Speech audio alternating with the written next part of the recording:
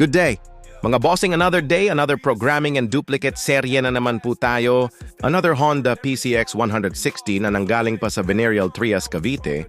Nag-search nga pala si bossing sa FB ng programmer locksmith na gagawa o gumagawa ng all-key lost. Nakita niya ang ating page at napanood ang mga upload nating videos. Kaya naman nag-inquire na agad si bossing sa atin at nang mapagkasunduan, ang price ay pinuntahan na agad namin ang bahay ni bossing.